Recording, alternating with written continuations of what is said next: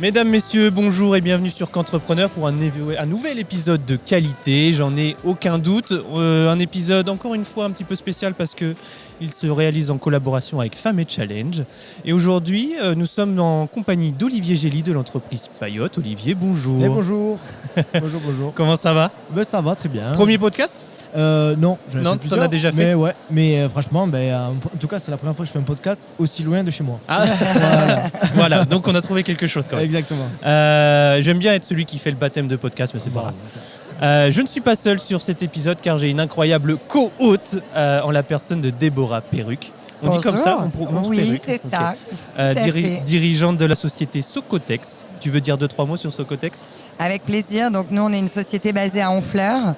Et Socotex veut dire Société de confection textile. Okay. Mais on ne fait pas de vêtements. On fabrique des stores, des pergolas, des voiles d'ombrage et des parasols. Okay, voilà. Donc il y a un côté estival, même si on est en fleurs. Mais voilà, c'est vrai. On rejoint les espadrilles de Payotte. Tu crois que c'est pour ça que tu es la marraine ? Et je pense qu'ils ont fait le lien comme ça.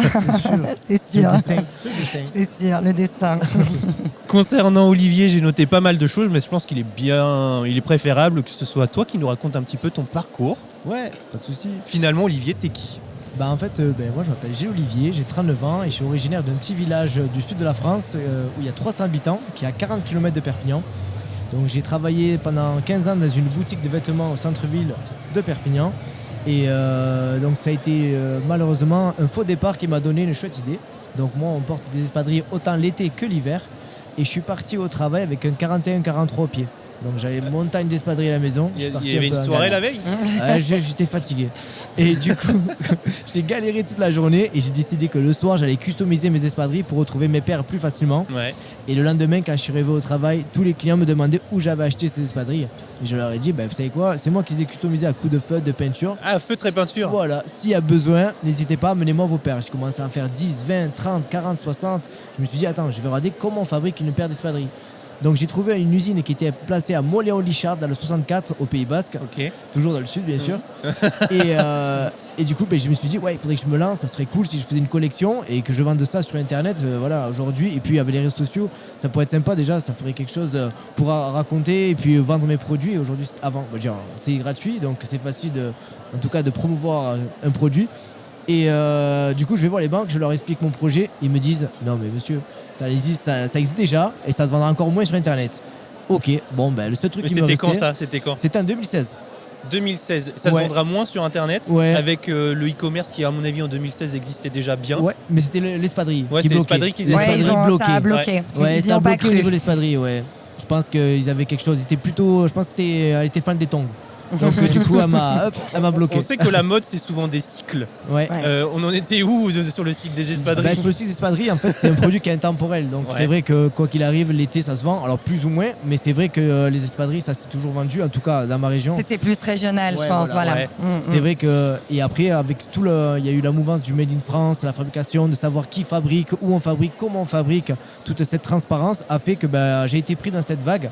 Et aujourd'hui, la banque, je pouvais pas emprunter. Du coup, j'ai vendu ma voiture et je me suis lancé comme ça. Donc, et des investisseurs privés pour t'aider ? Non, pas du tout. En fait, vous savez, quand vous arrivez, vous dites j'ai créé une marque d'espadrilles. Les gens, ça les accroche pas du tout.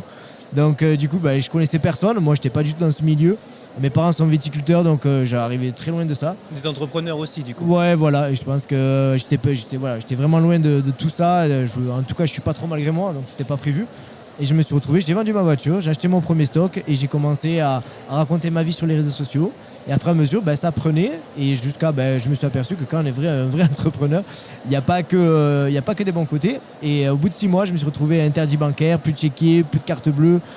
On m'a saisi mon appart. Ça n'a pas pris tout de suite, quoi. Non, pas du tout. On m'a saisi mon appart et je me suis retrouvé à dormir un petit peu dans la voiture, dans mon bureau. Donc pendant 2 ans, ça a été assez long. Après, vous cachez un peu tout à vos parents pour qu'ils vous disent, sinon ils vont aller me dire, arrête. Franchement, arrête. Va travailler, fais tes 5 semaines de vacances. Mais bon, j'aurais eu un regret. Donc du coup, je disais rien à tout le monde. Je disais que tout allait bien et j'ai foncé comme ça. Et petit à petit, aujourd'hui, j'étais tout seul en 2016 jusqu'en 2018-2019. Aujourd'hui, on est 40 au bout de 8 ans. J'avais fait 12 000 € de chiffre d'affaires la première année. Là, on est quasiment presque à 3 millions.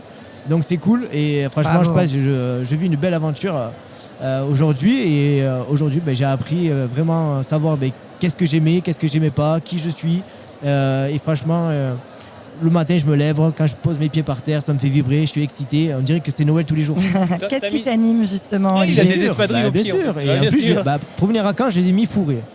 Voilà. Je me suis Allez, dit, les clichés, on y va. non, si je commence à venir ici, je m'enrhume à cause de mes espadrilles. Mais il a sorti des chaussons espadrilles, ouais. alors tu vois. Eh ouais, il fallait remédier au petit problème. Alors, au départ, voilà, naïf, le truc d'entrepreneur, moi je pensais que je vendrais des espadrilles partout dans le monde parce que je vendais sur internet. Ouais. Pas du tout, parce que c'est la livraison, c'est autre chose. Ouais. Donc j'ai appris sur le tas, sachant que moi j'ai pas le bac, j'ai pas de diplôme, j'ai rien. Ah ouais, Ouais, ouais. très bonne question. Ça, Ah, non. tu pars de Ah, de vraiment par la les chose, études, hein. les études finalement, Ouais. t'as fait quoi, un truc pro Non, même pas, j'étais en bac ES, hein, j'ai raté 3 fois, donc c'est assez compliqué. J'ai dit à mes parents, je vais partir en alternance, mais ils me disent, mais sans le bac, tu pourras pas. J'ai dit non, mais c'est une école qui prend ça le bac. Donc j'avais fait un faux diplôme pour être pris dans l'école. J'ai été pris, j'ai trouvé mon alternance. Donc, Le en Carabo. j'étais obligé. Il ose. Ah ouais, Mais carrément. j'avais pas le choix. Donc du coup, je me suis retrouvé à travailler dans une boutique en tant que vendeur. Et je suis resté pendant 15 ans là-bas.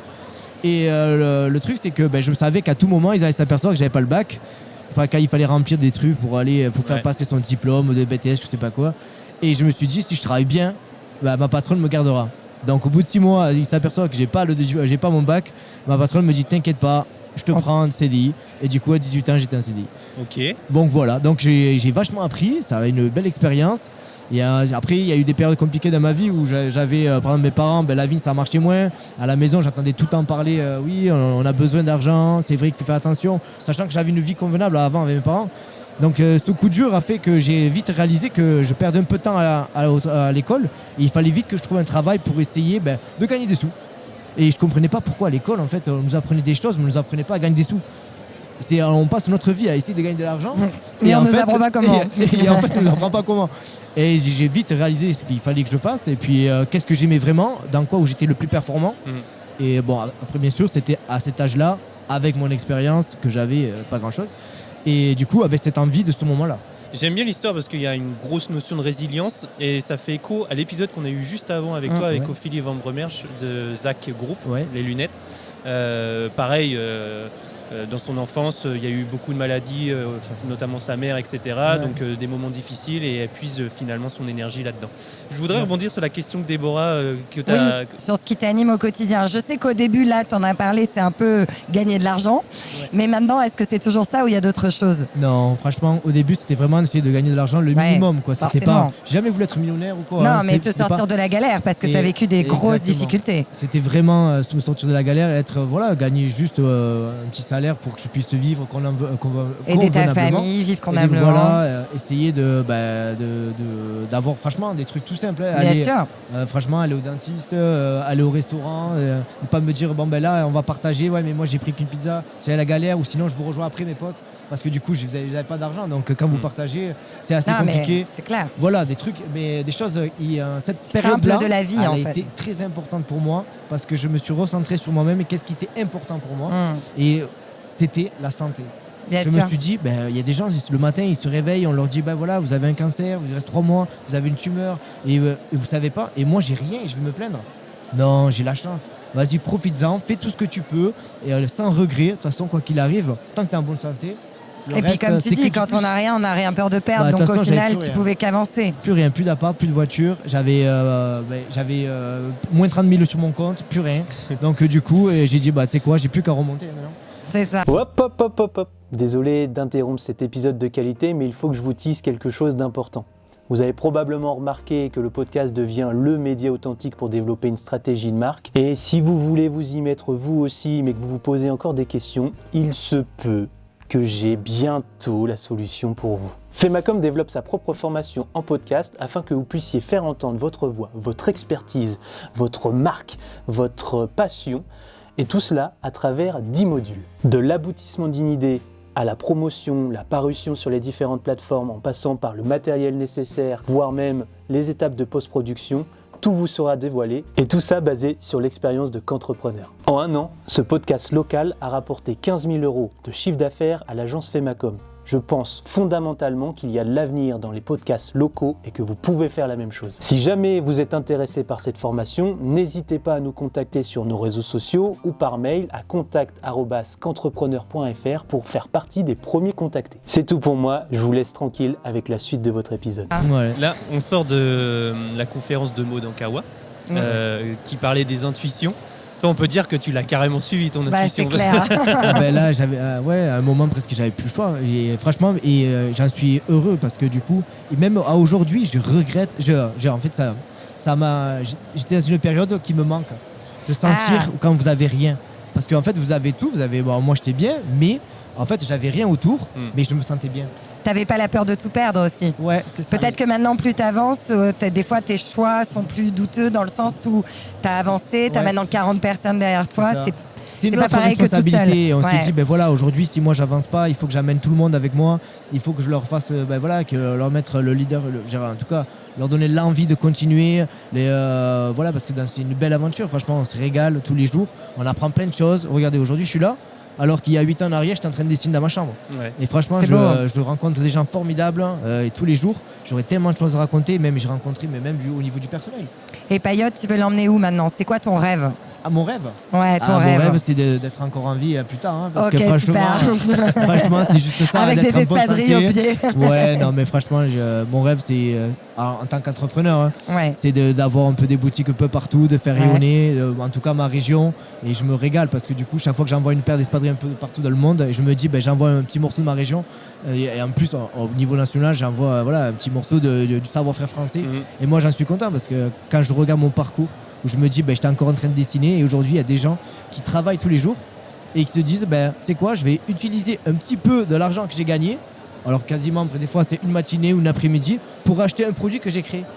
Et je me dis, il se lève le matin, il se dit, aujourd'hui, je travaille de 9h à midi et l'argent que j'ai fait ce matin, je l'ai dépensé dans quelque chose que moi j'ai créé. Je précise qu'en plus, il continue à dessiner l'ensemble de ses espadrilles. Ouais. C'est lui qui a gardé, comme il m'a dit, j'ai gardé le kiff de ce que j'aime faire. C'est important pour toi d'avoir cette partie opérationnelle quand même. C'est super important. Parce ce côté artiste même, parce que c'est un peu ça qui t'anime aussi. Et surtout, c'était moi, c'est ce que je dis à tout le monde. Aujourd'hui, moi, c'est ce que j'explique un peu à tous mes employés, tout ça. Je leur dis, voilà, un peu, c'est comme si j'étais un poisson dans l'eau et qu'on m'apprenait à voler. Moi, je sais pas faire ça. Par contre, je suis un poisson, mais je peux nager plus vite. Parce qu'on va m'apprendre à nager plus vite. Et je sais que je suis capable de nager plus vite. Mais jamais j'avais un poisson où on pourra voler. J'aime bien les personnes qui parlent avec des images comme ça. Mais parce que je sais pas comment l'expliquer autrement. Je trouve pas les mots. Alors du coup. Elle ressemblait à quoi la première paire ? La première paire, à pas grand chose. mais les gens kiffaient quand même. Ouais, c'était. Non. Il y avait rien de spécial. C'était de l'art graphique. Il y avait vraiment des triangles. Voilà, c'était une période, vraiment, c'était une thématique spéciale qui avait. Que j'aimais bien, très graphique. Et maintenant, tu fais des belles collabs. De l'abstrait, quoi. Oui, c'est ça. Bonne question. Maintenant, il y a beaucoup de collabs. Comment ça se passe ? J'ai vu Harry Potter. J'ai traîné un peu sur le site quand même. J'ai vu Harry Potter, j'ai vu les JO, j'ai vu un dessin animé que je n'ai jamais connu. Goldorak, exactement. Goldorak. Que mon père m'en parle, mais c'est ça. Non, Goldorak, en fait, là, on est en collaboration avec l'Elysée. On est vendu sur la Tour Eiffel aussi. On a une collaboration à la Tour Eiffel. C'est eux qui viennent vers toi ? Ouais, il n'y a qu'une collaboration que j'ai demandé. En gros, c'est France Rugby, parce que du coup, moi, je suis du Sud et j'ai joué pendant 20 ans au rugby. Donc, c'est un truc qui me tenait à cœur. Et surtout qu'il y avait la Coupe du Monde au Japon à cette époque-là, quand j'ai commencé. Et après, tout le reste, ça s'est enchaîné. Et franchement, moi, je suis trop content. Je vis chaque fois, je profite à fond du moment. Et par exemple, franchement, quand j'ai fait la collaboration à la Tour Eiffel, j'ai eu la chance d'avoir la Tour Eiffel que pour moi. Pendant 3 heures avec mon photographe pour faire mon shooting. C'est un truc de ouf. Et j'arrive de Saint-Paul, d'un petit village de 300 habitants, et je me retrouve sur la Tour Eiffel solo avec mon photographe. On a kiffé le moment, il faisait bon, c'était le top. Et finalement, le graphique, j'ai regardé, je voyais, elle est où la Tour Eiffel ? Mais en fait, c'est une vue du dessus. Exactement. C'est une vue du dessus. C'est une vue de dessus, voilà. On voulait pas faire un truc trop touristique. Trop cliché, trop habituel. Et du coup, ça rend super, par contre. Et franchement, voilà. Un petit truc graphique assez cool avec un petit moment de recherche à travers ce produit et ce petit logo qui a fait, regarde, tu vois, tu t'es posé la question et en fait, tu as travaillé dessus, tu t'es regardé, c'est deux dessus. C'est pourquoi on la collab avec le podcast Qu'entrepreneur ? C'est quand tu veux, il faut commencer pas à pas. Et on fait une petite collab et puis moi, ça servira de cadeau pour les invités. Ah ouais, par contre, il faut qu'on ait la pointure. Hein. Ah ouais. Bon, je te mettrai un petit coupe-ongle. À tout moment, on peut rectifier de une taille. Pas mal, pratique. Par rapport aux JO, cette collab avec les JO, pareil, c'est eux qui sont venus vers toi ? Exactement. En fait, c'était juste un mois avant le confinement. Donc c'était Ok. en 2020. Ils avaient bien anticipé. Ouais, ils préparaient sur les 4 ans qui arrivaient. Et donc du coup, moi, il m'appelle, je reçois un mail au départ. Et oui, ça serait pour vous inviter à la présentation du projet avec Tony Estanguet à Paris. Bon, je me suis dit, ça va être un spam, à mon avis. Je reçois un mail pour me dire qu'en fait, ça a été annulé. Et je dis, on m'envoie un spam pour m'annuler un événement. Donc je pense que là, ça va être vrai. Donc ça a été annulé parce qu'il y avait le confinement. Et après, hors du confinement, dès que c'est passé, on m'a renvoyé un mail en me disant, du coup, il y avait une autre date. Donc là, je dis, bon, je pense que c'est un vrai mail. Donc du coup, je suis parti à Paris. J'ai fait, j'ai participé au projet. Ça m'a plu, c'était sympa. Mais moi, je leur ai dit, le problème qu'il y a, c'est qu'on est en 2020. C'est en 2024. Est-ce que je serai encore là? Est-ce que je serai là, ouais. Est-ce que je serai là? Donc voilà. Moi, je vous l'ai fait maintenant, au pire. Je peux vous les faire maintenant si vous voulez. Et puis on verra d'ici là. Mais c'est vrai, voilà, c'était un truc dingue. Et surtout, quand c'est sorti en fait en 2024, c'est vrai que les gens étaient très fiers de ça. Et moi, j'étais, en tout cas dans ma région, parce qu'ils se disent, voilà, ce qui nous rattache un peu aux Jeux Olympiques dans notre région, c'est lui. Mais moi, j'étais encore plus fier. En tout cas, j'étais fier que eux soient fiers, que moi, de faire cette collaboration. Et c'était dingue, quoi. Et encore plus à la fin, quand tout était fini, où tu Ah t'es dit ouais, c'était les c'était plus magnifique. beaux JO. Et moi, j'ai fait partie, j'ai mis ma pierre à l'édifice. Je suis allé au Paralympique, j'ai fait l'ouverture, j'ai fait quelques événements, c'était vraiment sympa. Regarde, j'en ai les frissons, rien que d'en parler. C'était super. Est-ce que ça a bien fonctionné cette collab pour toi? Ah oui, ça a super bien marché. Franchement, à aujourd'hui, il nous reste un petit peu et du coup, on se retrouve que c'est des pièces uniques. Ouais, il faut les garder. Dans 4 ans, tu sais, par exemple, au Mot, à Caen, je sais pas si tu connais le Mot, je pense pas, mais c'est un lieu, espace de coworking, il y a pas mal d'événements, c'est un lieu. Je sais pas comment on peut définir ça autrement, mais ils ont organisé une vente de tous les vêtements que pouvaient avoir les. Tu vois ce que je veux dire? Ouais, je vois. Et ça se trouve, il y en avait. Hein. Ce que je vais faire, c'est que je vais les garder de ton côté et je vais sortir un peu plus tard. Oui, ça vaudra dans 20 ans. C'est ça. Surtout que tu disais qu'à l'heure actuelle, tu n'arrives pas à produire l'ensemble de la demande que tu as en espadrille. Oui, c'est ça. En fait, je me suis aperçu que il y avait énormément de demandes. Alors moi, du coup, au départ, je savais pas du tout. Et je me suis aperçu que en fait, aujourd'hui, on fabrique entre 80 000 et 100 000 paires dès qu'on a vraiment de la main-d'œuvre un peu dans chaque atelier. Et on se retrouve que moi, par an, cette année, en tout cas, j'ai eu 3 millions de commandes. L'année dernière, j'en ai eu 2 millions. Et c'est à travers le monde. Mais en fait, alors c'est pas quelque chose que j'avais prévu. Hein. Moi, on recevait les commandes, les appels, les collaborations, le Japon, les États-Unis. C'est beau. La NBA avec toutes les franchises. T'as un ordre des pays où tu vends le plus c'est la France, bien sûr, parce que je suis implanté ici, et puis la communication elle est d'ici. J'imagine ta région aussi. Alors non, c'est Paris en premier. C'est Paris, Lille, Bordeaux, Marseille, ils les Toulouse, mettent quand ils viennent en vacances. Perpignan. Ouais. Et en fait, parce qu'on c'est Internet aussi. On va sur Internet, donc du coup, c'est vrai que cette façon-là, ça nous permet de vendre un peu partout et de se dire, après Paris, c'est vrai qu'il y a beaucoup d'acheteurs sur Internet. Et je pense que c'est des gens qui doivent l'acheter ou pour rester à la maison, ou après, comme on fait des espadrilles un peu fantasy un peu rigolotes, des fois c'est des petits cadeaux assez cool qui sont des petits clins d'œil à un juste prix, et tu te dis c'est cool pour la maison ou tant l'été quand tu pars en vacances, quoi. Voilà. Ok, du coup après la France, après on a les États-Unis, Belgique, Suisse, après le Japon, alors ça va être plutôt sur la distribution directement là-bas. Après, on a des pays comme on vend aussi à Singapour. Qu'est-ce qu'il y a encore? Le Mexique. Puis après, on n'est pas assez développé. T'as pas de shop en direct? Non, en fait, comme j'ai pas assez de stock, donc j'ai une boutique à Toulouse et une boutique à Perpignan. Mais après, je peux pas en ouvrir parce que j'ai pas assez de stock. Okay. Ça se trouve, il y a une collab à faire avec Luc Le Sénécal. Tricot Sajam, qui est là aujourd'hui. C'est déjà dans les bacs. On se connaît un petit peu parce que du coup, en fait, il m'avait déjà proposé, mais je pouvais pas fabriquer plus. Donc c'est pour ça que pour l'instant c'est resté comme ça, mais nous on se connaît du salon de Made in France. Ok, Ça fait 6 ans que je le fais, lui je crois encore plus. Lui il est partout, il a ouvert des magasins au Japon, il en a ouvert un, j'ai vu sur LinkedIn au Mexique et tout. Ouais, non mais c'est vraiment... là quand tu vas ouvrir ta nouvelle usine, tu pourras en faire pour Tricot Saint-James, ça sera le but. Exactement, c'est ça. Elle sort quand de terre? Ça sera, alors on va sortir une nouvelle usine, donc où on va fabriquer, l'objectif c'est de fabriquer 1 million d'espadrilles. Donc elle va être sur 3 axes. Donc le premier c'est l'augmentation de la production. Le deuxième c'est tout ce qui est le tourisme industriel. Sachant qu'on a entre 30 000 et 40 000 personnes qui nous demandent de venir. Donc ça sera une salle de cinéma, tunnel avec toutes les espadrilles qu'on a fait depuis le début. Une grosse visibilité sur la production de masse. C'est Audrey Régnier qui a fait ça. Ouais, qui a fait ça chez Tu peux Boa. peut-être lui parler avec elle du sujet. Et franchement, Audrey je l'ai rencontrée à l'Elysée quand on a été reçu. Quand elle était en robe léopard. Belle histoire. Et donc du coup, c'est là où j'ai rencontré Audrey. Donc c'est vrai qu'on en avait échangé sur le sujet. Bon, moi j'avais pas d'atelier à cette époque-là. Là aujourd'hui j'ai un petit atelier pilote où on a 10 personnes qui viennent tous les matins fabriquer sa propre paire d'espadrilles. Ouais, il fait déjà des On fait ateliers do it yourself. déjà des ateliers, donc c'est vraiment cool. Et donc voilà, après on a énormément de demandes de séminaires, tous des trucs comme ça, mais j'aimerais les accueillir dans quelque chose qui me correspond, qui correspond à l'image qu'on a. Là, ça fera partie d'une sortie incontournable sur Perpignan. Là, Ouais, ils c'est viendront ça. te voir. Exactement, on finira par un bar et on rigolera. Hein. Et ça, c'est pour quand? C'est pour l'année? Alors ça sera pour 2027 parce que voilà, Ouais, c'est un gros ouais, il y a un projet. peu de temps, Il y a oui. 5000 m², donc ça va être assez gros. Il y a beaucoup de formations à faire, d'installation, de financement, et voilà, il y a plein de choses. Bien. Donc petit à petit, et puis on verra bien où ça nous amène. Hein. Côte, si j'y passe un jour, Ah bah ouais, dans il la faut vie, passer. je passer. passerai. Ça donne envie. J'ai encore 2 questions pour toi. Une que je pose quasiment à chaque fois, c'est si tu avais l'opportunité de croiser Olivier Gély quand il avait 20 ans, qu'est-ce que tu lui dirais? Qu'est-ce que je lui dirais? Alors, je lui dirais que... Alors, là aujourd'hui, je lui dis laisse tomber l'école. Ouais. Laisse tomber l'école, t'es pas fait pour ça. C'est ce qu'on disait que souvent, c'est ceux qui sont au fond de la classe qui montent des entreprises. Ouais, c'est clair. Ouais. Après, je pense que j'étais pas au bon endroit au bon moment. Ouais. Moi, je pense que c'était plutôt ça. Là, aujourd'hui, je me sens bien et ça me dérangerait pas Prends ta d'aller place, ouais. en cours d'histoire, apprendre des choses. Parce que voilà, à ce moment-là, j'avais pas envie de faire ça. Ouais. Et je pense que, alors peut-être qu'on nous met des notes en disant, bon voilà, t'as un 2 sur 20. Et je me retrouve que, non, en fait, c'est juste que j'étais pas À au ce bon moment. moment-là, ça Ouais. t'intéressait pas. C'était Ouais. pas le bon moment. Pour moi, en tout cas, personnellement. Donc lâche rien, quoi. Ouais, voilà, ne lâche rien, vas-y, amuse-toi et profite de chaque jour parce que chaque jour compte. Et peut-être que demain on sera pas là, alors tu sais quoi, vis vraiment ton présent avant de penser à ton futur.